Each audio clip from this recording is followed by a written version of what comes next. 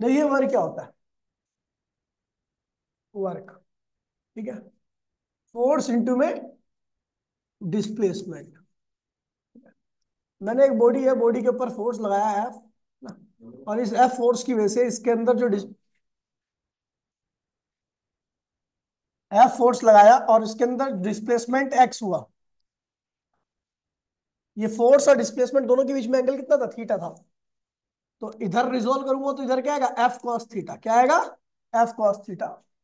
तो जो यहाँ पे वर्क होगा आपका फोर्स, फोर्स कितना है? F cos theta. और डिस्प्लेसमेंट कितना है? एक्स। तो वर्क का फॉर्मूला क्या आ गया? F X cos theta. F X cos theta आ गया आपका। ठीक है, अगर बात करूं, वर्क स्केलर क्वांटिटी है, scalar quantity, SI unit, SI unit joule होती है, या केजी मीटर स्क्वायर एस की पावर -2 होती है। Dimension formula M L square D की पावर -2 होती है। ठीक है, टाइप ऑफ वर्क, अगर मैं वर्क के टाइप की बात करूं तो टाइप ऑफ वर्क की बात करता हूं, तो हमारे पास तीन टाइप के वर्क है। पॉजिटिव वर्क, पॉजिटिव वर्क जब होता है जब आपका फोर्स और डिस्प्लेसमेंट के बीच का एंगल क्या होता है? एक्यूट होता है। क्या होता है? एक्यूट होता है। तो इस केस में आपका वर्क क्या होता है भैया? पॉजिटिव आता है एग्जांपल में। ठीक है, पॉजिटिव वर्क का एग्जांपल बता रहा हूँ कि फोर्स और डिस्प्लेसमेंट के बीच का एंगल अगर एक्यूट होता है तो आपका वर्क क्या आएगा? पॉजिटिव आएगा। ठीक है, एग्जांपल बहुत सारे हैं आपके। जैसे बाल्टी है, बाल्टी को अगर आप जब खींचते हो तो टेंशन ऊपर लगता है और बाल्टी भी कहाँ जाती है? ऊपर जाती है। तो वर्क डन बाय टेंशन। ये जो टेंशन वर्क कर रहा है, क्योंकि यहां पर देखिए टेंशन और डिस्प्लेसमेंट दोनों की डायरेक्शन क्या है? सेम है। तो work done by tension is positive. क्या है? और भी बहुत सारे एग्जांपल है, मैंने लिखवा रखे हैं, वहां से आप देख लेना। ठीक है, नेगेटिव वर्क क्या है? नेगेटिव वर्क कब आता है? तो नेगेटिव वर्क होता है जब आपका फोर्स और डिस्प्लेसमेंट के बीच का एंगल क्या हो? ऑब्ट्यूज हो, ऑब्ट्यूज एंगल हो। तो उस केस में आपका वर्क क्या आएगा? नेगेटिव आएगा। एग्जांपल में बाल्टी जब आप ऊपर खींच रहे थे उसी वक्त टेंशन इसको ऊपर ले आ रहा था, डिस्प्लेसमेंट भी ऊपर लग रहा था, जा रहा था, लेकिन वेट कहाँ लग रहा था? नीचे। तो डिस्प्लेसमेंट ऊपर है, वेट नीचे, तो वर्क डन बाय, इसे ग्रेविटी कहते हैं। आप नॉर्मली ग्रेविटी भी लिख दो। वर्क इस वक्त तो अच्छा देखिए, अगर मैं टेंशन और टेंशन के थ्रू वर्क की बात करूं तो टेंशन जिधर लग रहा है उधर डिस्प्लेसमेंट हो रहा है, तो इसके थ्रू वर्क क्या होगा? इन दोनों के थ्रू वर्क क्या होगा? पॉजिटिव। इन दोनों के थ्रू वर्क क्या होगा? पॉजिटिव होगा। लेकिन अगर मैं उसी वक्त इसको देखूं तो इन दोनों के थ्रू वर्क क्या आएगा? नेगेटिव आएगा, क्योंकि डिस्प्लेसमेंट ऊपर जा रहा है और ग्रेविटी कहां लग रही है? नीचे लग रही है। ठीक है, zero work, zero work, zero work कब होता है? तो भैया वर्क का फॉर्मूला देखिए, फोर्स डिस्प्लेसमेंट कॉस थीटा होता है। ठीक है, कॉस थीटा। ठीक है, अब या तो फोर्स जीरो हो, या डिस्प्लेसमेंट जीरो हो, या कॉस थीटा जीरो। इन तीनों केस में आपका वर्क क्या आएगा? जीरो ही आने वाला है। अच्छा, थीटा कॉस थीटा जीरो जब होता है तब थीटा की वैल्यू क्या होती है? 90 होती है। यानी फोर्स वेक्टर जो होता है वो डिस्प्लेसमेंट वेक्टर क्या होता है? परपेंडिकुलर होता है। अच्छा, ये वाला एग्जांपल देखिए, तो भैया देखिए फोर्स जीरो है, जितनी भी सेलेस्टियल बॉडी होती है, कॉमेट्स वगैरह होते हैं, उनके ऊपर किसी प्रकार का कोई फोर्स लगता फिर भी वो चलते रहते हैं। और जहां पर फोर्स नहीं लग रहा, बॉडी फिर भी चल रही है, तो वहां पर कोई वर्क नहीं हो रहा। ठीक है, और जहां पर फोर्स लग रहा है लेकिन डिस्प्लेसमेंट नहीं हो रहा, तो वहां पर भी कोई वर्क नहीं होगा। ये कहा, इसका एग्जांपल कहाँ है? सेलेस्टियल बॉडी जो मूव कर रही है वो मूव करती रहेंगी, कोई फोर्स नहीं लगेगा, तब भी वर्क क्या आएगा? जीरो आएगा। और दीवार पर आप कितना भी फोर्स लगा लो लेकिन वो मूव ही नहीं करती, तो उस केस में भी आपका होगा वर्क जीरो। और इस केस में भी इसके एग्जांपल बहुत सारे पूछे जाते हैं। इसका एक एग्जांपल है work done bye, work done by tension, tension. ठीक है, भाई प्लीज बोलिए मत। टेंशन ऐसे लग रहा है, और ये पेंडुलम क्या कह रहा है ऐसे। तो टेंशन और डिस्प्लेसमेंट के बीच में एंगल कितना है, 90 डिग्री का। तो इस वक्त टेंशन जो वर्क कर रहा है वो जीरो करेगा। इसके और भी एग्जांपल हो सकते हैं, ठीक है। जहां पर भी आपका कुली है, कुली, अगर आप कुली को देखोगे तो कुली जो होता है वो सामान को उठाने में ऐसे फोर्स लगाता है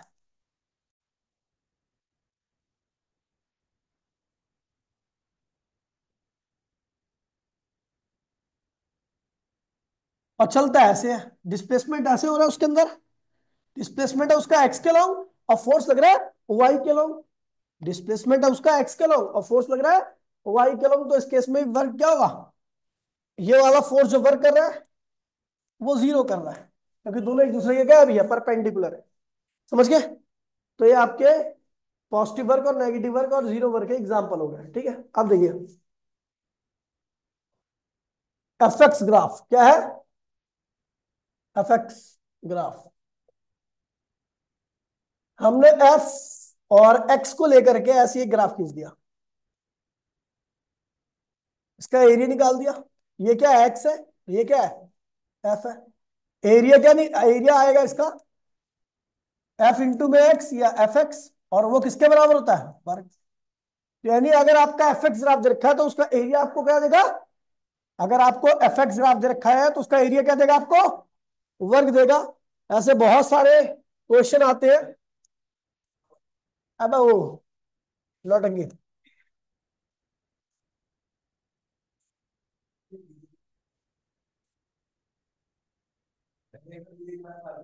पागल है।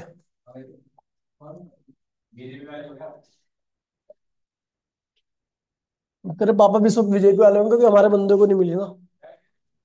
तेरे पापा भी सब बीजेपी को सपोर्ट करेंगे क्योंकि हमारे बंदे को इस बार नहीं मिली ना। चलो भैया निकालो, वर्क निकालो इसमें। ओ कॉपी निकालो और वर्क निकालो please. A1 plus A2 plus, ये सीधा ट्रेपीजियम का एरिया निकाल दो, ठीक है, पूरा ट्रेपीजियम हो जाएगा। तो ये A1 plus A2 plus A3 ऐसे ही आप करोगे,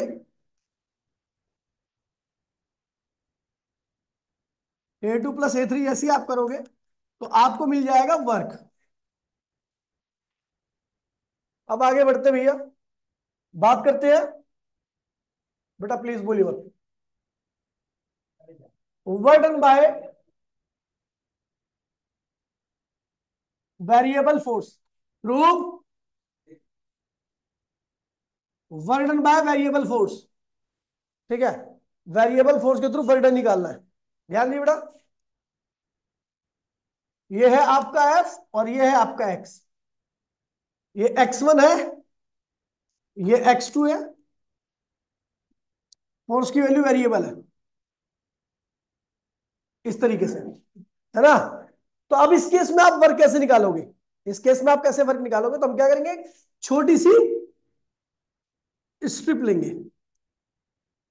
अब ये स्ट्रिप किसकी है, एफ एक्स ग्राफ की, तो इसका एफ एक्स ग्राफ का एरिया आपको वर्क देता है ना।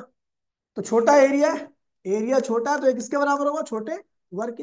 अच्छा इस वक्त फोर्स की वैल्यू क्या एफ है और डिस्प्लेसमेंट क्या था, डी एक्स था। तो ये एरिया जो आएगा वो क्या होगा, एफ इंटू में डी एक्स आएगा। Total work done from, total work done, total work done, क्या हो रहा है, work done x1 to x2, यहां से लेके यहां तक का कुल वर्क डन निकालना मुझे। तो मैं क्या करूंगा, इसको इंटीग्रेट करूंगा, D W F D x. D W क्या होता है, डब्ल्यू, यहां पर x1 लिखना है, यहां पर x2 लिखना है। ये हो जाएगा आपका F D x, x1 x2। ये हो गया आपका वर्क का formula, work done by variable force, ठीक है। वेरिएबल फोर्स के थ्रू एक क्वेश्चन कीजिए, इफ एफ इक्वल्स टू में 3x² plus 2x, find work, find work from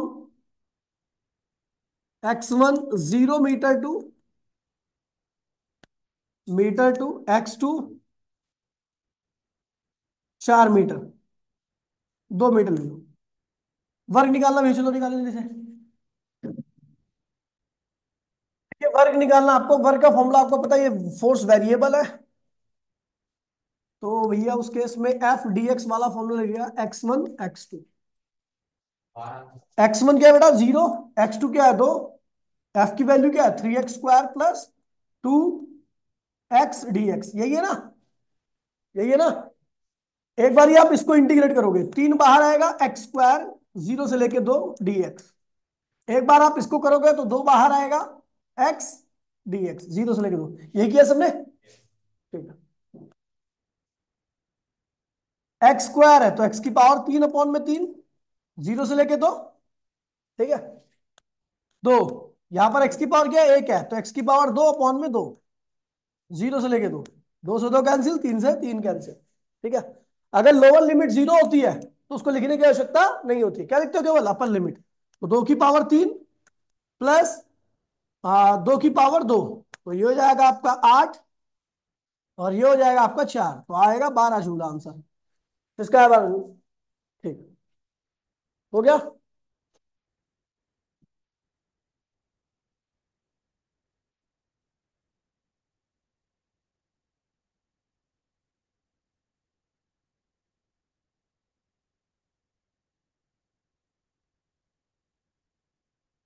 आगे बढ़ो। एनर्जी,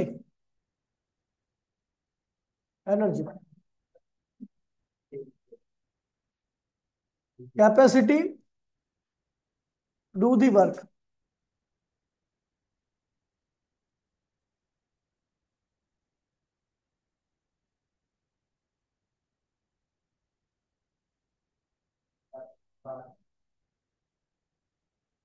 ठीक है भैया, एनर्जी क्या होता है भैया, ठीक है ना, समझ गया। तो इसको हम एनर्जी कहते हैं, ठीक है। बहुत सारे टाइप के अपने पास, हमें जो पढ़ना है वो हमें पढ़ना है मैकेनिकल एनर्जी, हमें किसके बारे में पढ़ना है केवल, ठीक है।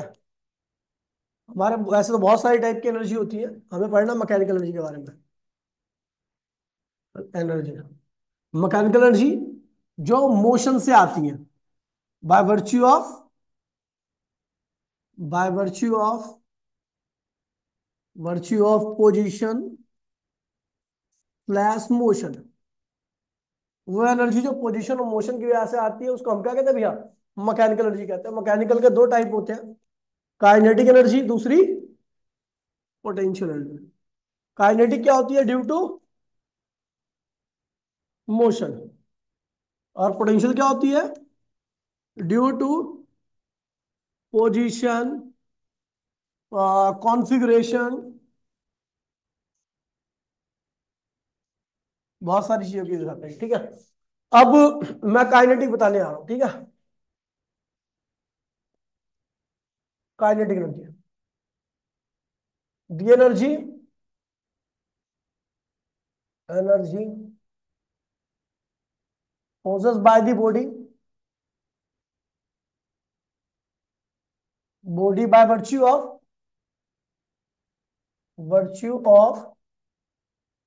its motion, ठीक है भैया।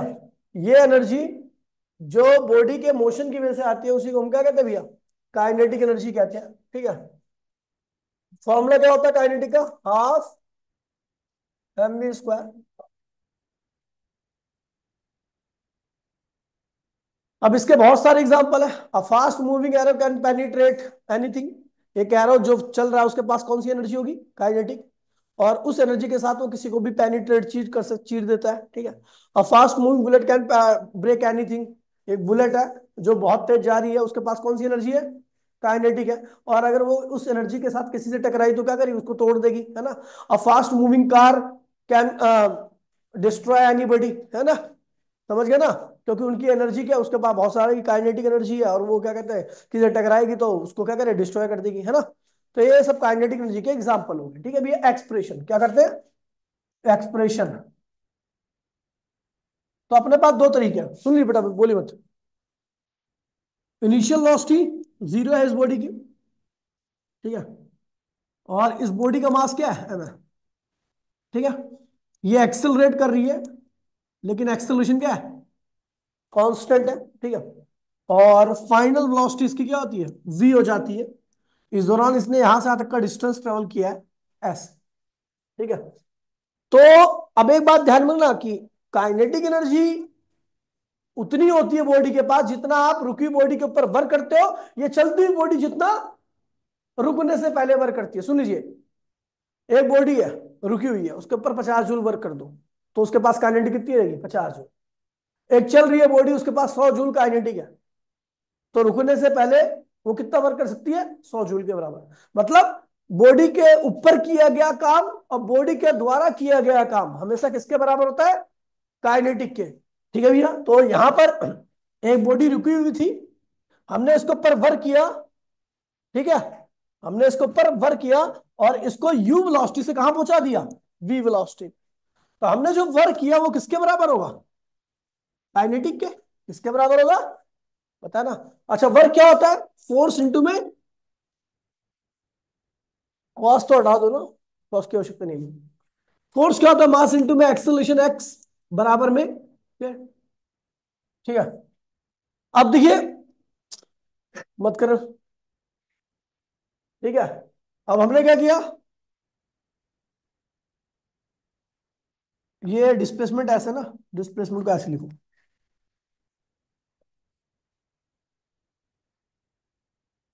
डिस्प्लेसमेंट। अच्छा, मास। अच्छा, एक्सेलरेशन की यहाँ पे मैंने एक रिलेशन डाला है, थर्ड इक्वेशन ऑफ मोशन क्या था, v square minus u square upon में 2a, सॉरी 2s इंटू में s बराबर में क्या होगा, एस से एस क्या हुआ, कैंसिल हो गया। k इक्वल्स टू में ये हो जाएगा आपका, दो इसके नीचे ला दो तो m अपॉन में 2, वी स्क्वायर और u क्या है भैया, 0। तो आपने सॉल्व किया तो काइनेटिक का फॉर्मूला क्या आ गया, हाफ mv स्क्वायर आ गया आपका इसका फॉर्मूला काइनेटिक का। ठीक है, इसको एक दूसरे मेथड से भी करते हैं, कैलकुलस मेथड।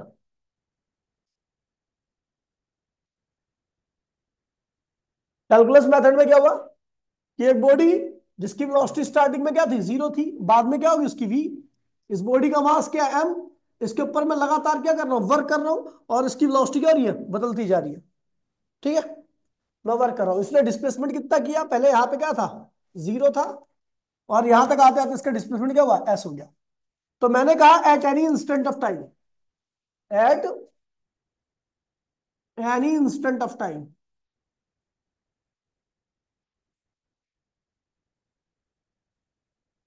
किसी भी इंस्टेंट ऑफ टाइम पर यहां पर कितना डिस्प्लेसमेंट हुआ है, मैंने मान लिया dx। ठीक, कितना हुआ है dx, तो वर्क कितना होगा dw, वो किसके बराबर हुआ, f इंटू में dx के, f इंटू में dw इक्वल्स टू में f क्या होता है, मास इंटू में एक्सेलरेशन dx। ठीक है, dw इक्वल्स टू में मास। अच्छा, एक्सेलरेशन क्या होता है, dv अपॉन में dt, dx। इसको इसके नीचे ले आओ, m dv dx अपॉन में ये क्या होता है, dx अपॉन में dt क्या होता है, वेलोसिटी। तो dw इक्वल्स टू में mv dv। मतलब इस इंस्टेंट पर इतना वर्क किया मैंने, इतना वर्क किया, और उसकी वजह से जब इतना वर्क किया और इतनी क्या आएगी, काइनेटिक आएगी।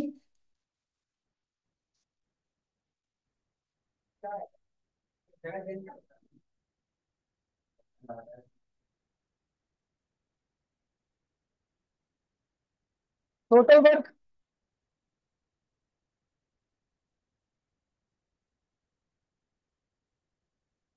उसको इंटीग्रेट करो।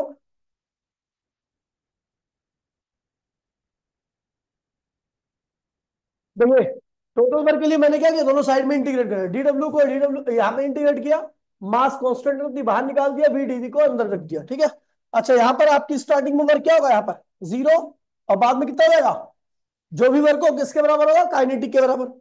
जो भी वर्क होगा किसके बराबर होगा, तो हमने स्टार्टिंग का वर्क क्या लिया, 0, और लास्ट का जो वर्क था वो किसके बराबर होगा, काइनेटिक के। चलो छोड़ो, स्टार्टिंग की वेलोसिटी क्या थी, 0, और बात की क्या है, v। डी डब्ल्यू का इंडिकेशन क्या होता है, डब्ल्यू, 0 के m, v की पावर कितनी है, अपॉन में 2 जाएगी है ना, एक पावर 2 जाएगी ना इंटीग्रेशन में, 0 भी। अगर लोअर लिमिट जीरो है तो अपर लिमिट लिखने की केवल अपर लिमिट लिखते हैं, तो क्या होगा, के बराबर में हाफ एम वी स्क्वायर। ये होगी आपकी काइनेटिक का फॉर्मूला, है ना। फिर आते हैं भैया, बात करते हैं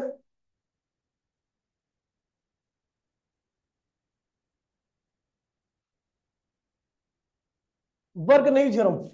भाई समझ लो, ये आएगा ही आएगा। अब पागल है क्या, इतनी बड़ी थ्योरम है ही नहीं कि बाहर कर दे इसको सिलेबस से। कोई बात नहीं, वर्क नहीं थ्योरम क्या कहती है भैया, change in kinetic always equals to, change in kinetic किसके बराबर होगी, वर्क डन के किसके बराबर होगी, यही वर्क डन थ्योरम कहती है। प्रूफ,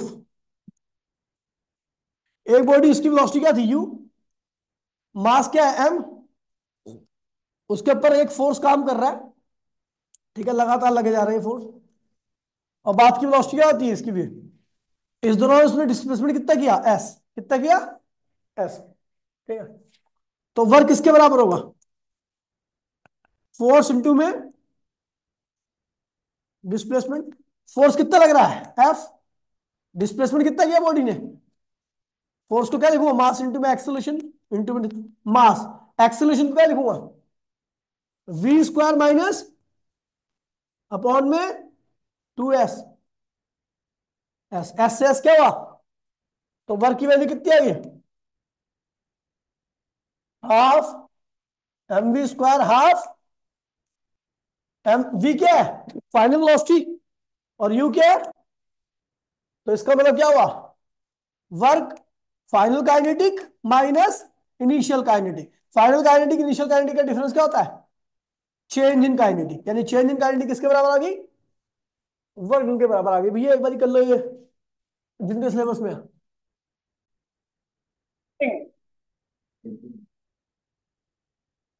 स्प्रिंग क्या होता है भैया, इलास्टिक हेलिकल स्ट्रक्चर, इलास्टिक, समझ गए भैया,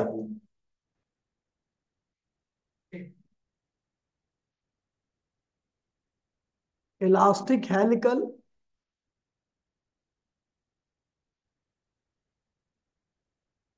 इलास्टिक हेलिकल स्ट्रक्चर को हम क्या कहते हैं भैया, स्प्रिंग कहते हैं, ठीक है।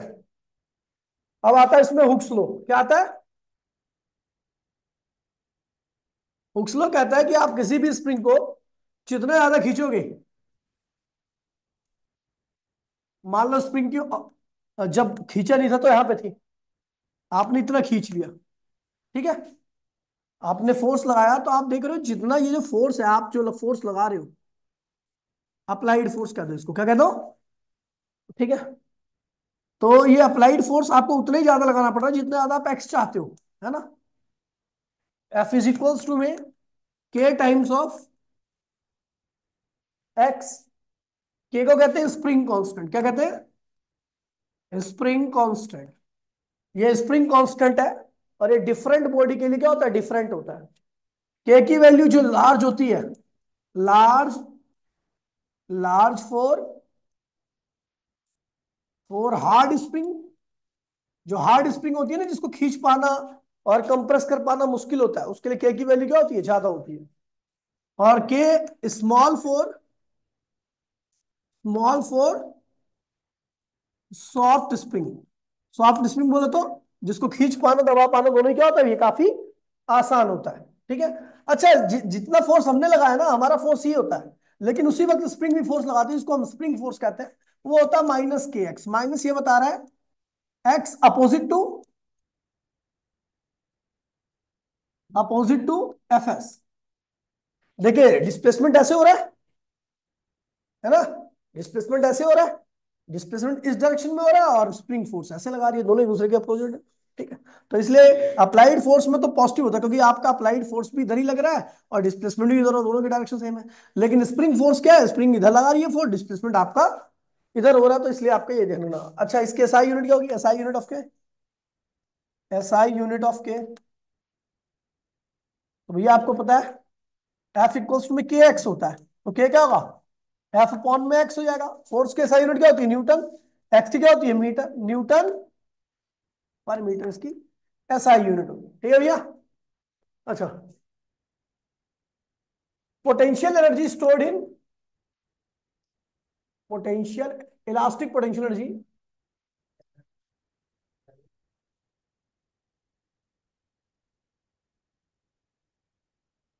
Energy in spring.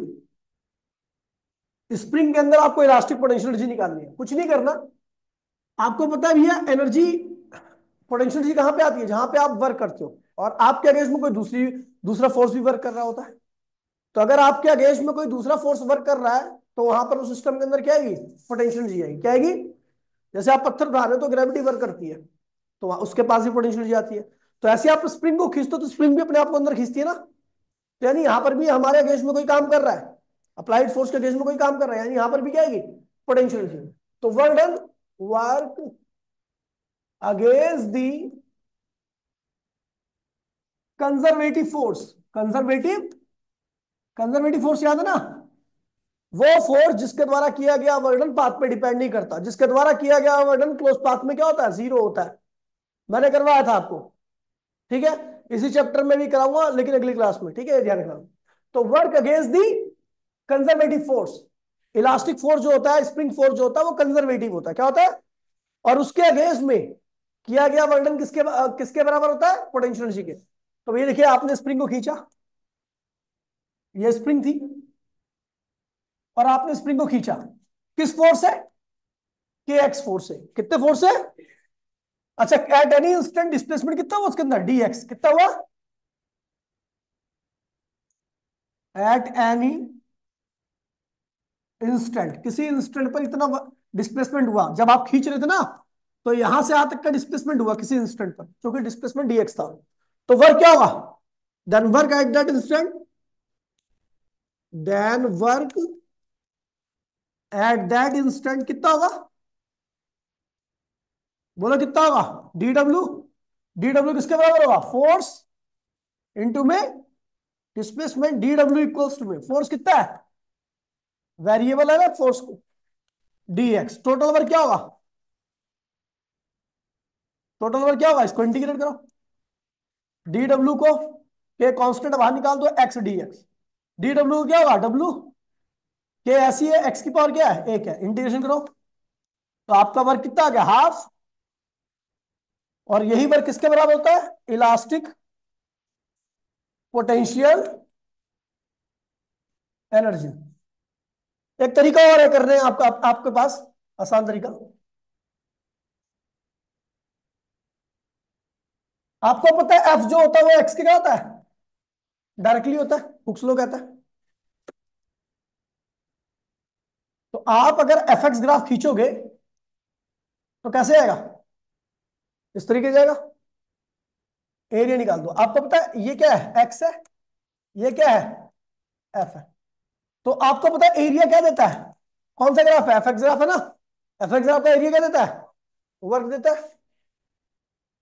एरिया क्या होगा, हाफ बेस इंटू में वर्क के बराबर होगा। तो वर्क क्या होगा, हाफ बेस कितना है बेटा, एक्स, और हाइट कितनी है, एफ। एफ की वैल्यू किसके बराबर होती है, के एक्स के। तो आ गया, ठीक है। तो ये बहुत इंपॉर्टेंट टॉपिक है, ठीक है। पोटेंशियल एनर्जी ड्राइव करने के लिए भी आती है आपके पास, पोटेंशियल एनर्जी ड्राइव करने के लिए भी आती है आपके पास, ठीक है। हेलो, हाँ जी, नमस्कार जी। हम्म।